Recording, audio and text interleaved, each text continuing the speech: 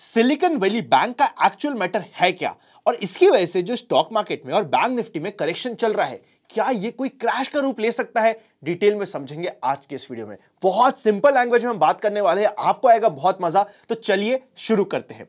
सबसे पहले मैं अगर बैंक की बात करूं, ये सिलिकॉन वैली बैंक के डिपॉजिट्स पिछले 3 सालों में डबल हो चुके हैं। इनके डिपॉजिट्स का टोटल साइज 14.73 लाख करोड़ के ऊपर जा चुका है। पिछले 5 सालों में इन्हें कई बार बेस्ट बैंक का अवार्ड मिल चुका है। तो मतलब एज सच ये बैंक काफी अच्छी थी, एज सच कोई इशू नहीं था। पर सबसे मेन इनकी दिक्कत और पेन पॉइंट था इनके बॉन्ड्स का इन्वेस्टमेंट।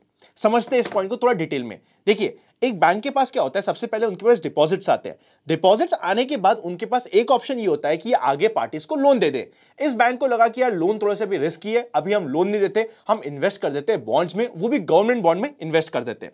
जिस रेट पे इन्होंने इन्वेस्टमेंट किया था वो रफली आ रहा था 1.56% की यील्ड्स पे।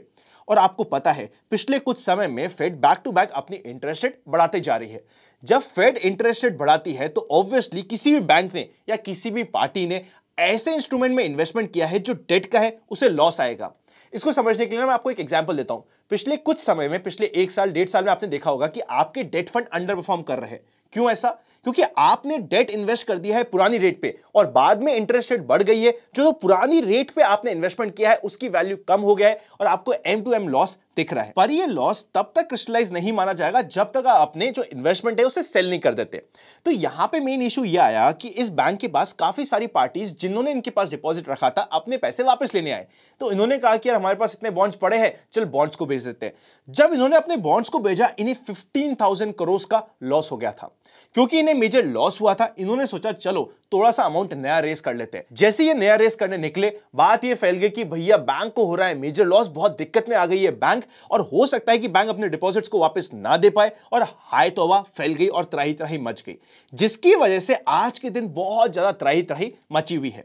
बाद में गवर्नमेंट आई बीच में और गवर्नमेंट ने बेल आउट कर दिया है, ऐसा हमें स्टेटमेंट से प्रतीत हो रहा है।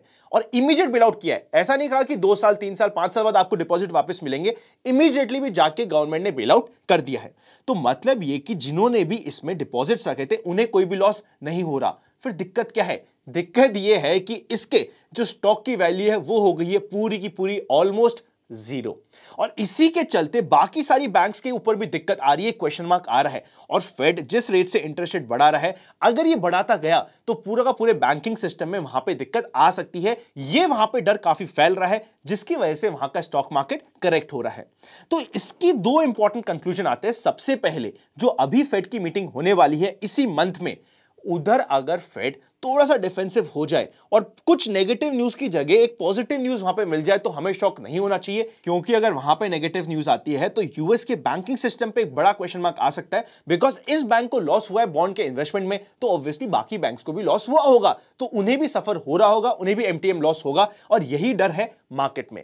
अगर हम इंडियन मार्केट की बात करें तो आज के दिन general market trend as per जो रूल आपने और हमने प्लेस किया है, जनरल मार्केट ट्रेंड वापस से आ गया है डाउन ट्रेंड में। तो डाउन ट्रेंड के अकॉर्डिंग काम करना हमारे लिए जरूरी हो जाता है। अभी डाउन ट्रेंड में क्यों आया है, क्या चीजें, सब कुछ समझते सीधा स्क्रीन पे जाके। पर आई होप आप सिलिकॉन वैली का कंप्लीट मैटर समझ गए होंगे। लाइक कर दीजिएगा अगर ये मैटर अच्छा लगा। डिटेल में एनालिसिस करेंगे हम यहां से। एंड बाय द वे, जो हमने 7 स्पेशल स्ट्रैटेजीज का कोर्स लॉन्च किया था, अभी वो प्री लॉन्च में 50% के डिस्काउंट पे चल रहा है। सिर्फ लास्ट 10 सीट्स बची है, उसके बाद वो डिस्काउंट का ऑफर खत्म हो जाएगा। अगर आप यूटिलाइज करना चाहते हैं तो डिस्क्रिप्शन में आपको पहला लिंक मिल जाएगा। चलिए शुरू करते हैं। आज के दिन जनरल मार्केट ट्रेंड है डाउन ट्रेंड में है। पुट कॉल रेशियो चल रहा है 0.73 के पास, कंफर्टेबल है। धीरे धीरे ये ओवरसोल्ड होने की तरफ है, पर अभी वहां पे स्कोप बचा है। स्क्रीन पे चलते हैं और चीजों को समझने की कोशिश करते हैं। पहला पॉइंट ये आता है कि general market trend down trend में आया कैसे। देखिए, डाउन ट्रेंड में आने के लिए मार्केट डाउन ट्रेंड में चल रहा है काफी समय से, बीच बीच में न्यूट्रल में आने की कोशिश करता है।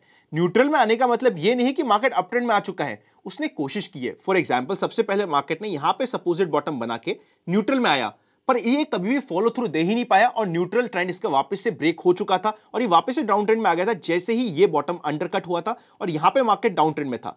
फिर वापस से मार्केट ने यहां पे एक सपोजिट बॉटम बना के न्यूट्रल ट्रेंड में आने की कोशिश करी। तो जब हम जनरल मार्केट ट्रेंड की सीरीज देखते हैं, मार्केट कई बार डाउन ट्रेंड से न्यूट्रल में आएगा, अटेम्प्ट करेगा रैली, इसे हम कहते हैं रैली अटेम्प्ट करने की कोशिश करना। कोशिश किया है, सक्सेसफुल नहीं हुआ है। सक्सेसफुल तब होता जब यहां पे हमें एक follow through strong day meal जाता, जो नहीं मिला। अब वापस से मार्केट ने रीसेंट बॉटम को अंडरकट किया है और वापस से आप डाउन ट्रेंड में आ गए हैं। इसीलिए मार्केट डाउन ट्रेंड से न्यूट्रल में कई बार आ सकता है। आपको प्रॉपर जनरल मार्केट ट्रेंड की सीरीज देखना इंपॉर्टेंट होता है, जिसके बेसिस पे आपको समझ आएगा कि ये हो क्या रहा है। अप ट्रेंड जब तक नहीं आता, मैं अपनी पर्सनली क्वांटिटी ज्यादा नहीं बढ़ाऊंगा।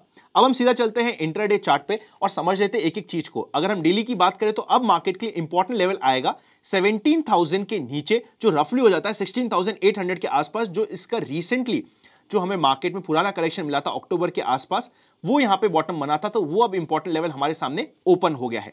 अब सीधा चलते हैं इंट्राडे बेसिस पे और इंट्राडे एनालिसिस कर लेते हैं। डेली चार्ट मेनली मैंने आपको दिखाया था जनरल मार्केट ट्रेंड को समझाने के लिए। इंट्राडे के बेसिस पे देखिए, कल हमारी थी एक स्टॉक मार्केट कॉन्क्लेव जो दिल्ली में थी पुष्कर के थ्रू। वहां पे मैंने एक स्ट्रैटेजी डिस्कस करी थी। अगर वो स्ट्रैटेजी आपने आज यूज करी होगी तो आपको बहुत मेजर प्रॉफिट हुआ होगा।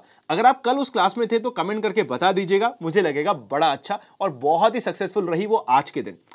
अभी हम बात करते हैं कि हमारे लिए अब इंपॉर्टेंट लेवल्स क्या हो जाते हैं। देखिए, निफ्टी में ना अब डाउन ट्रेंड आ चुका है। अब अगर हमें इसमें लॉन्ग करना है, निफ्टी में बहुत इंपॉर्टेंट लेवल हो जाता है ये वाला, जो हमारे सामने रफली आता है 17,320 का लेवल। इसके ऊपर ही मार्केट में लॉन्ग बनेगा। अगर मार्केट यहीं पे कहीं पे ओपन होता है और 17,300 तक आता है और एक नेगेटिव कैंडल हमें कंफर्म करता है, तो ये अब रजिस्ट्रेशन से काम करेगा और यहां पे हमें इंट्राडे की शॉर्ट की अपॉर्चुनिटी मिल सकती है। इस जब तक मार्केट 17,300 को अपर कट नहीं करता, रिक्लेम नहीं करता, मार्केट वीकनेस में बना रहेगा। और अगर मार्केट जो इमीडिएटली लो बने हैं, आज के दिन जो लो बने 17,120 के, इसको अंडरकट करता है, तो इंट्राडे के लिए वापस से हमारी शॉर्ट की अपॉर्चुनिटी बन जाती है। शॉर्ट के दो चांसेस होते हैं, अंडरकट करना और दूसरा होता है ये रेजिस्टेंस पे जाके एक नेगेटिव कैंडल देना। लॉन्ग की हमारे सामने सिनेरियो बहुत सिंपल सा आता है, 17,330 का लेवल ऊपर कट करे तभी हमारे पास यहां पे लॉन्ग की अपॉर्चुनिटी आएगी, वरना हमें वेट एंड वॉच करना पड़ सकता है। अभी जैसा मार्केट चल रहा है, आज के दिन हमारा जो विक्स है, विक्स बहुत ज्यादा अप है। देखिए, कल तक क्या था, कल तक विक्स डाउन था। 12-13 के विक्स पे हमें ऑप्शन बाइंग ज्यादा फेवरेबल हो रही थी, ऑप्शन सेलिंग मिल ही नहीं रहा था प्रीमियम। बट अब वापस से ऑप्शन सेलिंग भी हमारे लिए अट्रैक्टिव होने लग जाएगी धीरे धीरे। अगर कल के दिन भी, यानी कि अगर ट्यूसडे को वापस से ऑप्शन का प्रीमियम बढ़ता है और 18-19 के आसपास चल जाता है, तो ऑप्शन सेलिंग यहां पे काफी अट्रैक्टिव हो सकती है। और नेकेड ऑप्शन सेलिंग या फिर वर्टिकल क्रेडिट की स्ट्रैटेजी काफी इंपॉर्टेंट हो जाएगी। ध्यान रखिएगा, विक्स आज के दिन 20% से ज्यादा बड़ा है, जो फियर को बता रहा है, जो ऑप्शन सेलिंग के लिए आपको इधर साइड में काफी मजे दे सकता है। इंपॉर्टेंट पॉइंट था, इसलिए आपके साथ डिस्कस कर लिया। अभी तक ऑप्शन बाइंग फेवरेबल नहीं थी, पर विक्स जिस तरीके से बढ़ रहा है, ऑप्शन बाइंग भी फेवरेबल हो सकती है। बैंक निफ्टी में वही लेवल हो जाता है 40,400 का। यह अब रेजिस्टेंस से काम करेगा। अगर इसके आसपास कोई नेगेटिव कैंडल मिलती है, कंफर्मेशन के साथ यहां पे शॉर्ट की बात हो सकती है। फाइनली ये अपने एक बहुत इंपॉर्टेंट सपोर्ट के आसपास है। इवन अगर आप डेली कैंडलस्टिक में चले जाओगे बैंक निफ्टी में और आप चेकआउट करोगे, तो इसके एक पुराने लोस थे, एक इंपॉर्टेंट लेवल्स थे बैंक निफ्टी के, जो फेब में बने थे। उसी लेवल के आसपास 39,500 के आसपास चले गए। अगर ये अंडरकट होता है और नीचे सस्टेन होता है, तो मार्केट अपने पुराने लोज जो 37,500 तक के थे, वो रिटेस्ट कर सकता है। आज के दिन का मेन कल्प्रिट था हमारे लिए bank Nifty, because bank Nifty ने आज के दिन अपने 50 डे मूविंग एवरेज को तोड़ा है और इसके तोड़ने का मेन कारण था यही सिलिकॉन वैली की न्यूज जो हमारे सामने आ चुकी है। क्या ये न्यूज खत्म हो जाती है और इसका इंपैक्ट कल सेकेंड हाफ में थोड़ा सा एब्जॉर्ब होना स्टार्ट होता है, ये देखना काफी इंपॉर्टेंट होगा। अगर हमें कुछ समझ नहीं आ रहा, ये वॉलिटिलिटी समझ नहीं आ रही, तो वेट एंड वॉच में भी कोई दिक्कत नहीं होती। कुछ दिन होते हैं जहां पे मार्केट अभी अभी डाउन ट्रेंड में आया है, यहां से देखिए बाउंस आना है बैंक निफ्टी में, तो यहीं से आना जरूरी है। और अगर ये अंडरकट होकर सस्टेन होता है 1-2 घंटे के लिए, तो नीचे के लेवल्स काफी ज्यादा ओपन हो जाएंगे।